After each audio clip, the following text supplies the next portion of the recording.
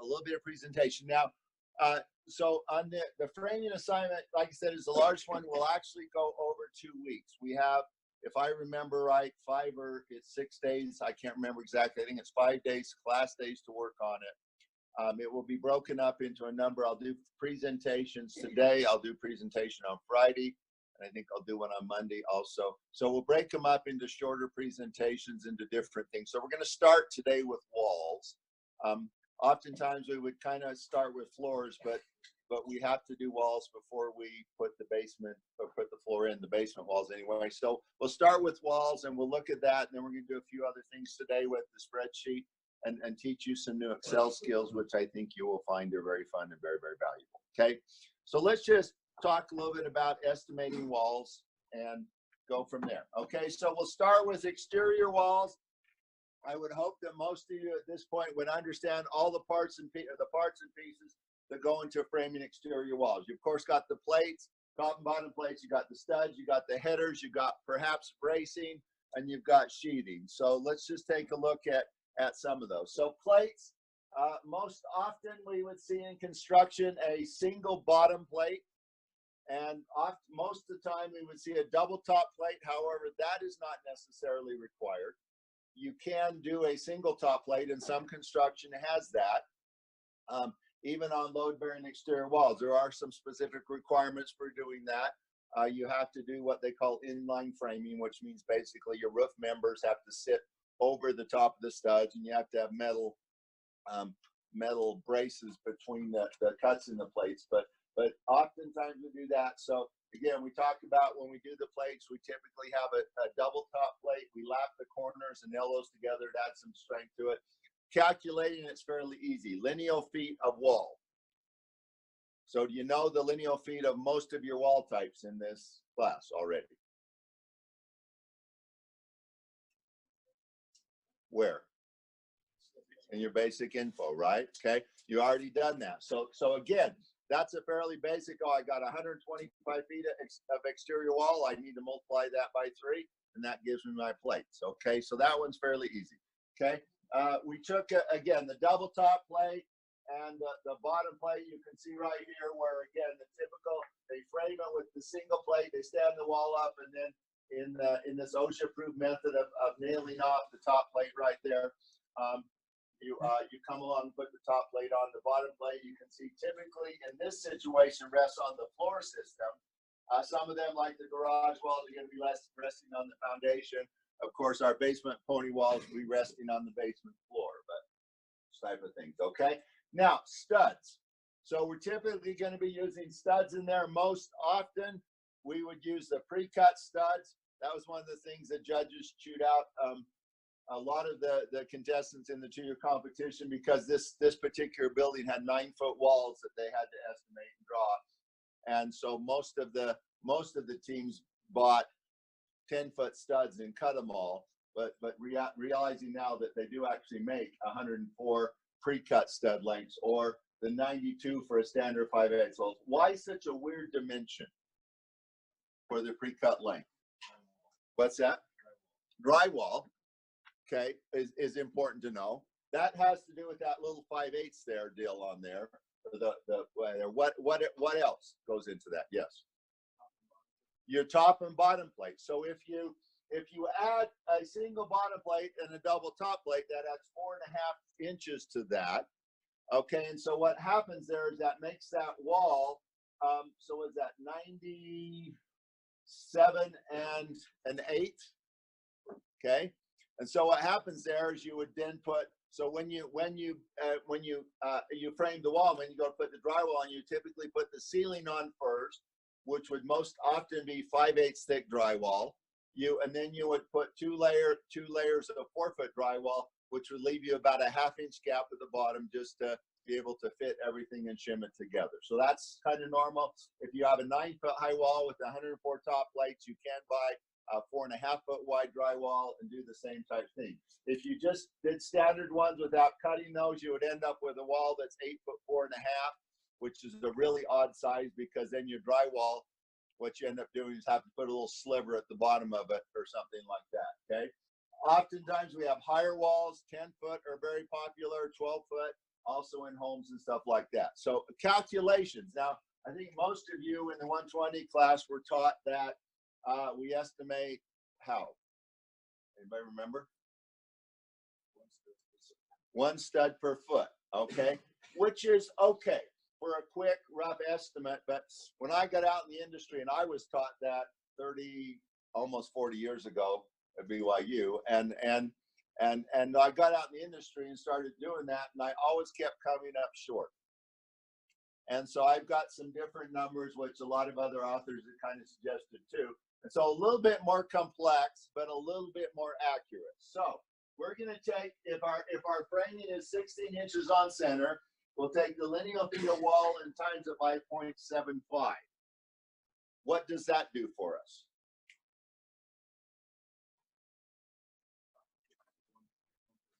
Not one per foot, one every 16 inches is what that really does for us, okay? So that says that's going to count one stud every 16 inches. Then we're going to add 2 studs for every corner, intersection, and hold down. Okay, so a corner, again, like on the concrete, we had you count the corners. We'll have you count the corners and the intersections and the hold downs. Now, what I mean by hold downs, we'll talk about those in just a minute when we talk about earthquake straps and stuff like that, okay? And then 2 studs for windows less than 6 feet and all doors. Okay, what are the 2 extra studs for all doors? What's that? Trimmers. Okay, so typically when you framed it, remember you had your trimmer studs and your king stud, or your next to that, so you would have 2 studs on each side of each door. So that adds 2 studs for that extra trimmer. Okay, now admittedly, you are leaving out studs in the door depending on how wide the door is. And so there's a little bit of variable there, but also that has to do with where the door actually is laid out in the framing of the wall, how many it takes out. So again, this is more of an estimate than an exact count, but it gets us close. And then 6 studs for every window 6 feet or greater. Okay, why so many studs for a 6 feet or wide window? Yes. Okay, when you go above 6 feet, you have to have double trimmers on each side. Okay, plus the window, you typically have a bottom plate, a bottom sill on the window, right? And and then you have cripples down below that. So you're going to add some extras for that wider window because you got extra studs there. Now, I don't say that for doors 6 feet or wider. Why would I leave out the extra studs for a door? Yes. You're not going to have the bottom plate and a couple other things. Yeah, you don't have those cripples. You don't have the bottom window plate, and you're going to be leaving out a bunch of extra studs in the doorway. So those will count for the extra studs for the trimmers and stuff. So again, more of a kind of a rough estimate, but a little bit more accurate than just 1 stud per lineal foot. Okay, what is that? Okay, headers. Now this is one that causes a lot of kind of a challenge because there are so many ways to build a header. And what's appropriate and approved is again, a lot up to the code and some things, but I got some things listed here. What I'm going to call a 2x12, a 2x10, I call it 2x. Basically, that means size for the opening. So you notice right here, this one has 2x6 headers, which would be size for the opening there. You can see the the trimmer on each side, and so on with that. Okay. When you have shorter ones, you typically have to put cripples in up here above the header. A lot of contractors go, oh, well, that takes a lot of manpower to do those, so I'm just going to put a taller header in. Others say, well, there's some issues with the wide headers and stuff like that. In some instances, you can use the truss joist TJI. Oftentimes, they do micro lam lumber. We'll talk more about that when we talk about floors on Friday. What is today? Yeah, Wednesday. On Friday, micro lam lumber, timber stem lumber, other types things you can do what they call a box beam header. There's a number of different options for those. Okay, with that. Okay, again, showing up. We also have what we call non-load bearing headers. What's a non-load bearing header? Yes. Interior wall. An interior non-load bearing wall means it doesn't carry a building load on it. Okay, so that would be, code requires that. You typically put cripples in, although code doesn't require the cripples if it's under, I can't remember, it might be 6 feet. 4 or 6, something like that. I can't remember right off the top of my head. Okay. size for opening says the wider the opening, the bigger the header needs to be. And then the full size header says, oh, we can just fit it between the top plate and our opening, and that makes a standard header there, and I don't have to fill that in. Okay. One of the downsides of these, if you're using framing lumber, is the moisture in the lumber. Most flat framing lumber is dried to about a 20% moisture content when you buy it. And what that means is 20% of the weight of that piece of wood is water, which most of that will eventually evaporate out. And as that does, it shrinks. And it can swell in moist climates. So that header can shrink and swell. If you take my cabinet making classes or woodworking classes, I'll teach you as much as 1/4 inch per foot. So what can happen is you will oftentimes get cracks above that in the drywall and that because of that. So that would be the downside of that type of header, but again, very popular in most types. Okay. Okay, this is a little bit older. I was actually looking at the code the other day, and it doesn't quite meet the code anymore, but this was kind of the rule for many, many years. I'll have to kind of modify this just a little bit, but if we look at that and we say we've got a header with 2 2x4s, so that's 2 2x4s together, supporting only the roof above it, we can typically span up to 4 feet. 2 2x6s up to 6, 2x8s up to 8, and so on and so on. Above that, like I said, the code has changed a little bit with that, but that was the code for a long, long time. Okay.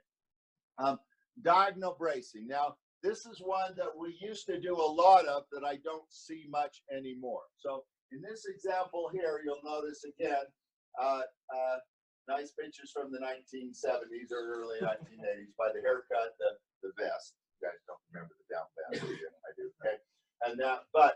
And he's nailing insulation board for the sheathing of this building.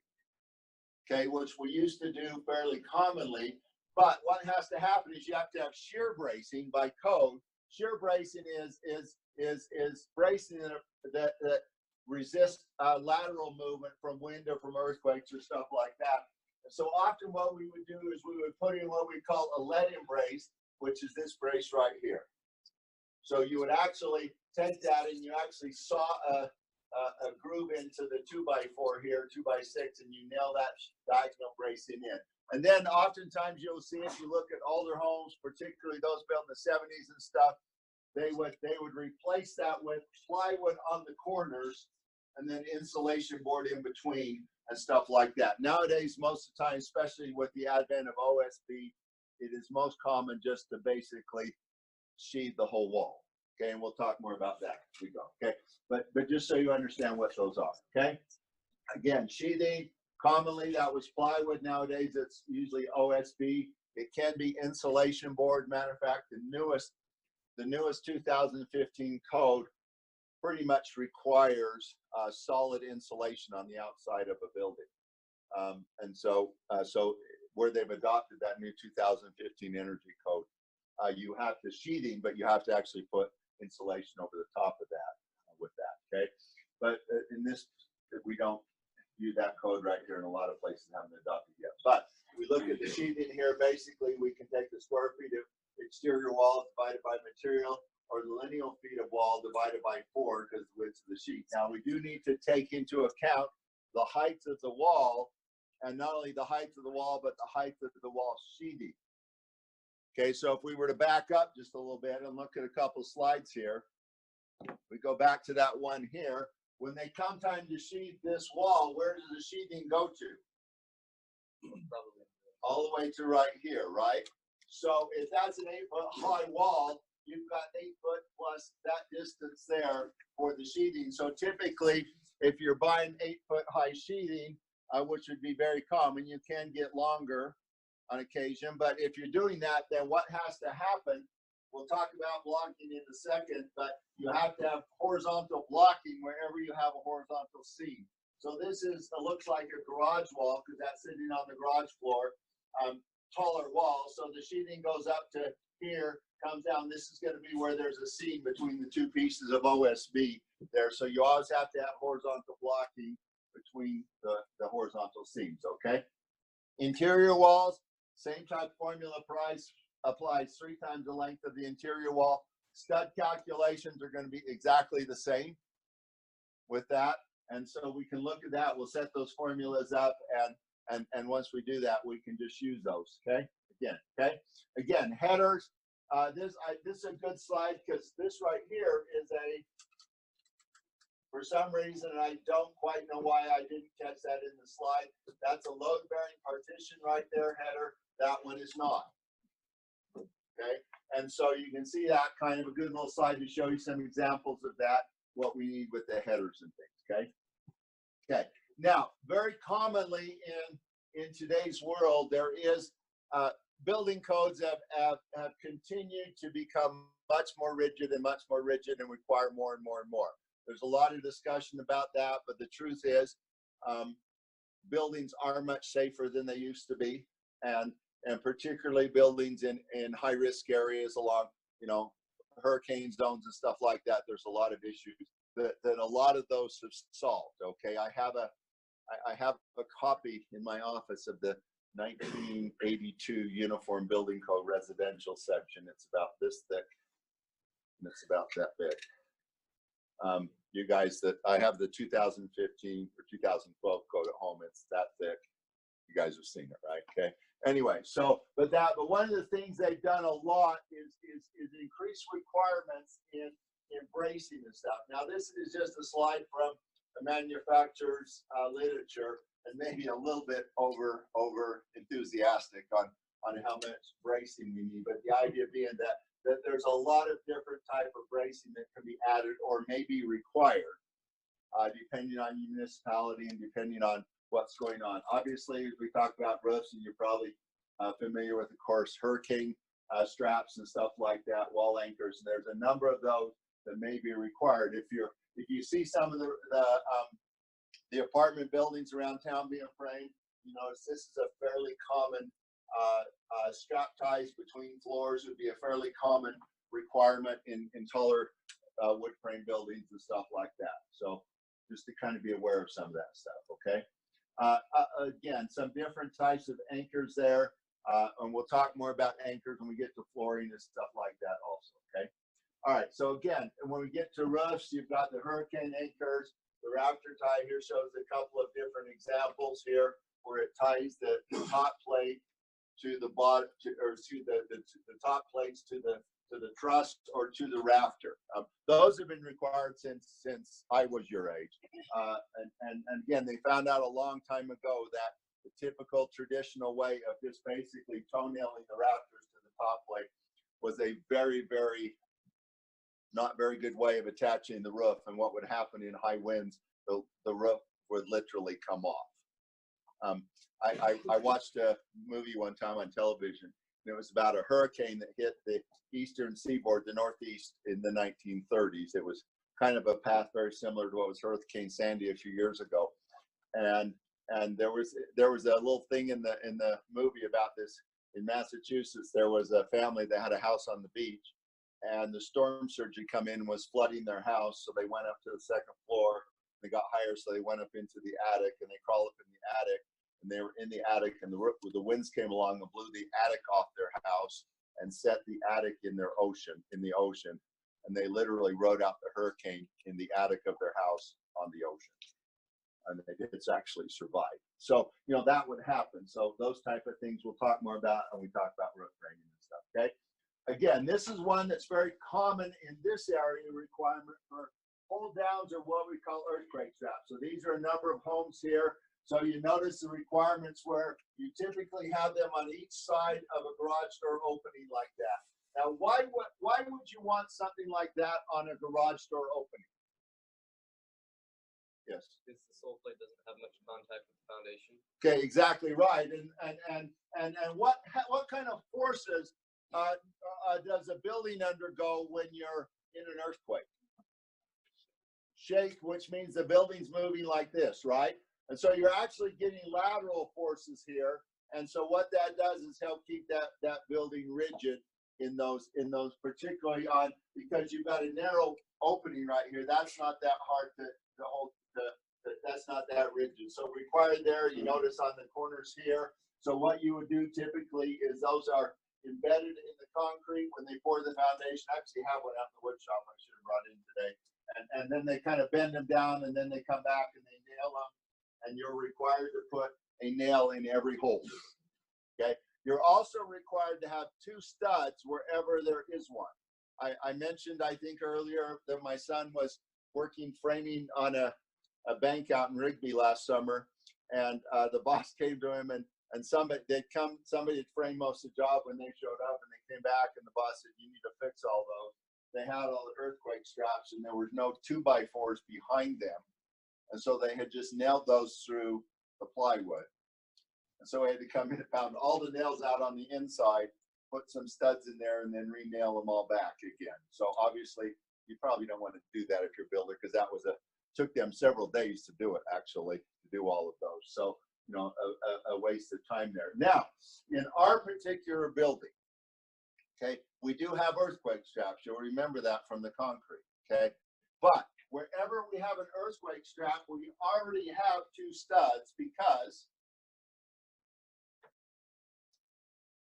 what's on each side of that garage door? Studs. Yeah, 2 of them, right? Because you have the stud and the trimmer stud, right? At least. What's on each side of that corner right there? 2 studs, right? Okay. And what's on each side of that window? A stud. 2 studs, right? So what happens here is that in our case, we do have earthquake straps, but we don't have to add extra studs because we already have them there. Okay. Now, if we had a long wall that maybe required 1 or 2 in the middle, then we may have to add some studs where that earthquake strap is. Okay. But in this case, not. So be aware of that. Okay. Already doubled because of that. We're talking about, I mentioned that. Okay. Okay. Blocking and backing, we have different kinds. We have plywood backing. We talked about that. Again, this wall here, notice that they probably goes up and ties the floor above it here. And so then they put a seam right here, and it goes down into tie in the floor system to the wall system. Fire blocking or fire stop. What's that? Yes. To make sure that the fire doesn't mix or anything, but the contrary to like bringing it like all together wood. So in other words, for example, the stud cavity here, if you get a fire into the stud cavity, if you think about this, which does happen, by the way, fairly frequently, you get it in there, and you've got a burning warm fire down here. Warm air does what? Rises, which creates a chimney effect, which sucks the fire up. And so the idea being is you block that off. So number 1, you don't get the chimney effect. Number 2, so that you provide a level of protection, because it takes time for the fire to burn through that. Okay. And so people can get out and stuff like that. Code required between floor levels. Many years ago, I did a basement, finished a basement. It was a newer home. And when they had built the house, it had a fireplace in the main floor, and they had roughed in a wood stove in the basement. So I had the piping for the wood stove in the basement, but the owners decided they wanted a fireplace instead. And if you know anything about manufactured fireplaces, you have to use the manufacturer's fireplace flue that goes with that fireplace.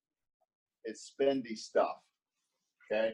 And so they wanted this fireplace instead of that, and the flue that they had already been installed, didn't work. So I had to go in and replace the entire flue up through a basement, first floor, second floor, up through the roof. And I had to crawl up through the chimney, cutting holes in the floor as I went up. And when I came back down with the flue, I had to make sure all of those were sealed off, because that's a fire opening, had to be blocked off. Okay. Cabinet blocking, that one's dear to Brother Blaylock's heart. I can't tell you how many times in my life I go to put a cabinet in and there's nothing hanging on the wall. I did a kitchen many years ago here just north of or south of campus, and the contractor framed all the exterior walls 2 feet on center. Nothing wrong with that. But then I had some 18-inch wide cabinets that hung on the wall, and some of those happened to actually fit where there were no studs in the wall. And so I had to come in and cut holes in the wall and put blocking to hold them up. Sheetrock backing, wherever we have edges of sheetrocking, and then other miscellaneous backing. So here's an example of a fire blocking. Here's what used to be a really common example in the kitchen, we would oftentimes do what we call a valance. So they would pour down around the cabinets like this. And so typically what would happen is the carpenter come in and pour this little valance in right here. While they were framing it, the drywaller come in and the drywall would go like this. Okay, you're required to have blocking right there. Why? Because if you got a fire in this stud cavity and it started moving, it can literally go, if this were up into the attic, it literally jumps up there, and once it's in the attic, there's no saving it. Okay, does that make sense? And so that's required. Also, where you have tray ceilings or cove ceilings and that, oftentimes required between stair stringers, again, around pipes and ducts and at all floor levels. Again, showing some cabinet blocking here and some stuff like that. Okay, again, cabinet blocking here. Be nice to have that one's up there. The fire blocking could serve as that for hanging those cabinets. Probably nice to have one right there too, if you did that. Okay. Sheetrock backing, again, wherever you have sheetrock. So you notice this one here. There's a roof truss here. The next roof truss is on the other side of this wall. So they put what I like to call ladder blocking in between there to hold the edges of the drywall. This one right here, you can see they just put like a 2x6 on top of the wall to catch the drywall here and here. And then this one we'll talk about rake walls in a second for that. Now, for this calculation, for this class, the calculation we will use is we use 1 lineal feet of blocking for every lineal feet of wall. So if I have 125 feet of exterior wall, I'm going to add 125 feet of blocking. Does that make sense? Okay, I think if I remember right, I'll have you add that though as studs. I'll look at that and make sure. It might be random. I'll look at that. It says in the template. We'll look and see for sure. But so you know the right stuff. We'll add extra for blocking and backing. Okay. Miss, what's that? It says to do studs. Says to do studs. So you'll add that extra as the 92 and 5/8 studs, because that would typically be the material they would cut up for blocking and backing. Okay.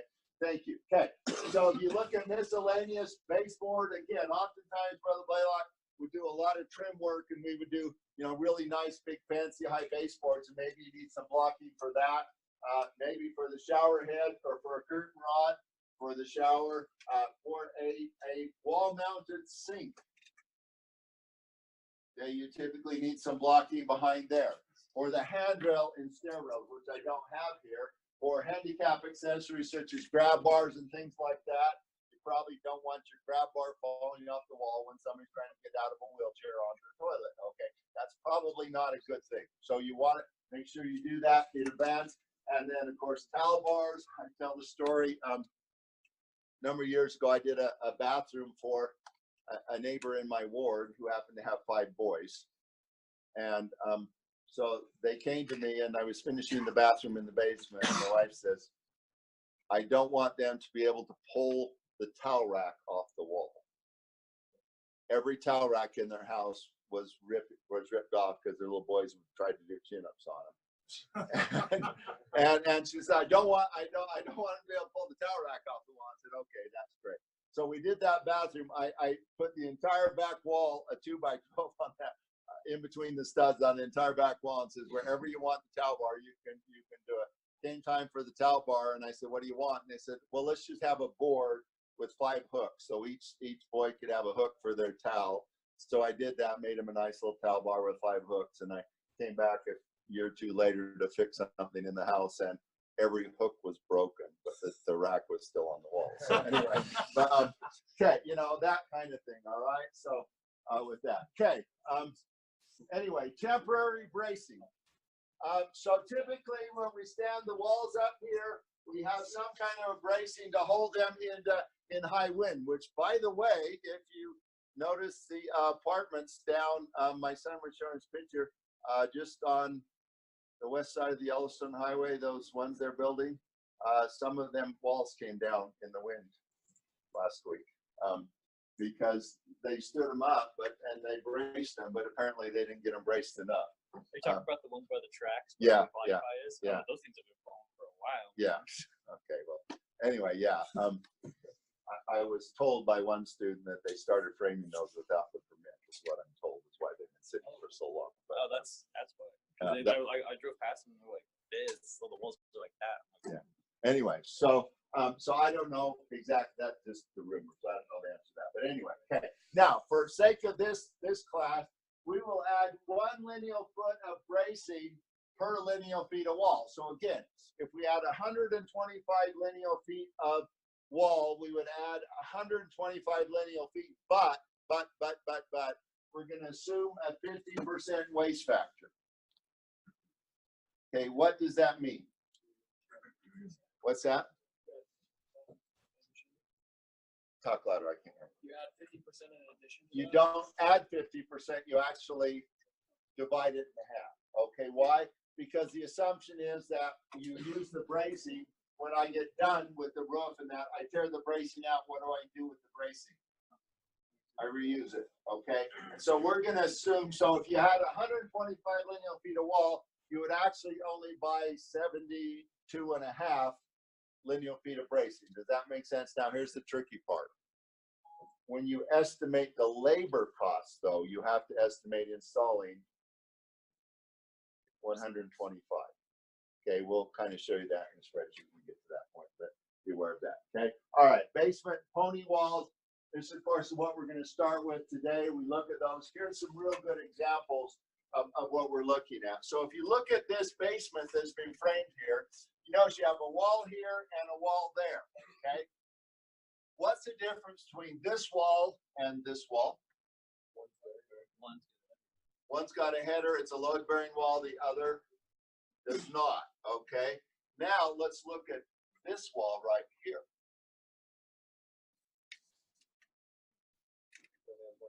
It only has one top plate. It probably, that one's probably at 16 on center. What about these ones right here? 2 feet. They're 2 feet on center. Single top plate, single bottom plate. Okay. In this class, we call those an insulation wall. Okay. Now, in our building, we don't, this wall right here, a pony wall, would be a partial wall. They also call those a half wall, triple wall. That's the term I was thinking of. A half wall, a triple wall. Okay. So this one here, you notice the basement foundation only goes to here, and then they're framing up. Now we don't have that in our building, but if we did, that's what it would look like. Okay. But ours, we do have the full 8-foot basement walls, and we are framing insulation walls around the inside, very similar to this picture. Single top plate, single bottom plate, 2 feet on center. Okay. Our load-bearing walls, however, would be double top plate, single bottom plate, 16 inches on center with load-bearing headers. Okay. So be aware of that. Okay. Studs and everything else is the same. Okay. This one here, what is a rake wall? A rake wall would be an angled wall.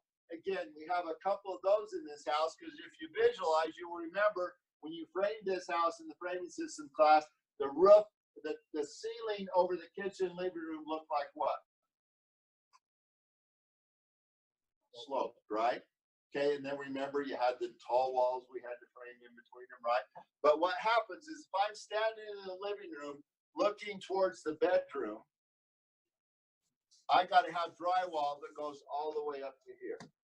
Okay, now what that means is that I have to build a wall that looks like this. Okay, we're calling that a rake wall. Okay, I did make you estimate in the basic takeoffs, but if you think about this, it goes from the outside to the outside of our building. Now, I've got a big fancy formula here. There's actually probably an easier way to do that.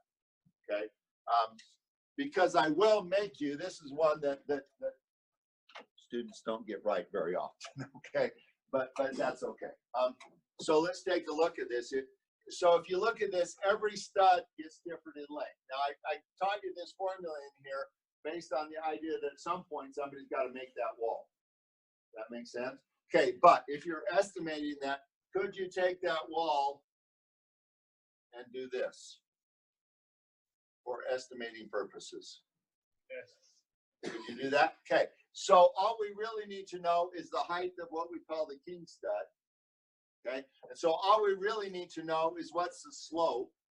If you look at one of the section drawings, it will tell you that the slope, interior slope of that roof is 312. Okay, if you know that for every 12 inches it goes this way, it rises 3 inches. Can you calculate the distance right there? Okay, so that tells you the length of that, and in this case, I need 1, 2, 3, 4, 5, 6, 7 of those of whatever length that was. I think in the handout it's 5 feet. It's different in our building, but the idea being that you would know that. Okay, and I will make you that. We'll talk about this. This will be a manual input on the estimating template. We don't need a bottom plate because Sits on the top.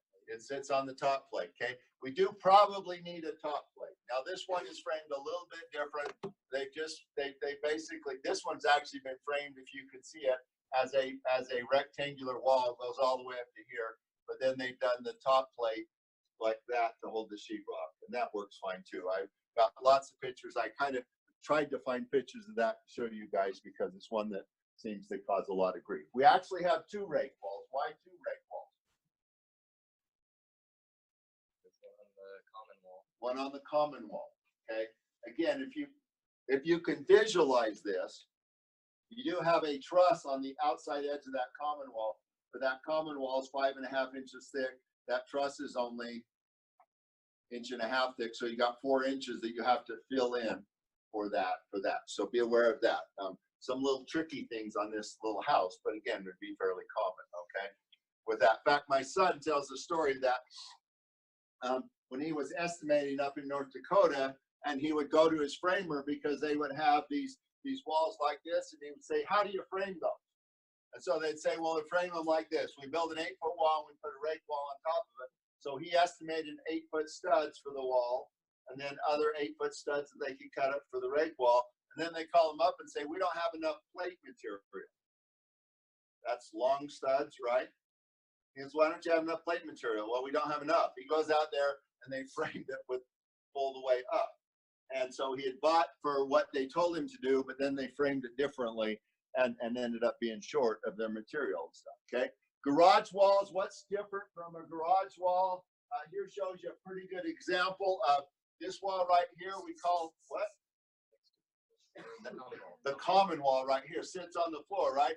The garage wall actually sits on the foundation, so it needs longer studs. Okay. What about the bottom plate? It has to be pressure treated. Okay, so notice the pressure treated longer plate, longer studs. Notice it has the horizontal blocking between that and stuff like that. Okay, with that. Okay, last couple of slides of shear wall. Now, I did put these in this building, even though we probably, the earthquake straps take place of that. But again, to try to kind of teach you, in some municipalities, they actually require an assembly like this. This is a pre-manufactured shear wall, which means you buy this unit right here. You have to install it specific ways. So this one actually comes with this moment framing here, and so you actually have to cast those bolts in the right spot in the foundation here. It bolts down. This comes up. This one comes with the strap ties here, and you have to tie your header in over the door like that. Again, areas that would have very narrow garage door side walls, because again, in an earthquake or a high wind, those are the walls that collapse first, and once they collapse, it damages the rest of the structure, which basically makes the rest of the structure come down. So again, those are very weak points in the house. So a lot of places in California, this would be a very common requirement with that. So aware of that. Okay. All right. So that's all we have. Let's go ahead and take about 5 minutes, and then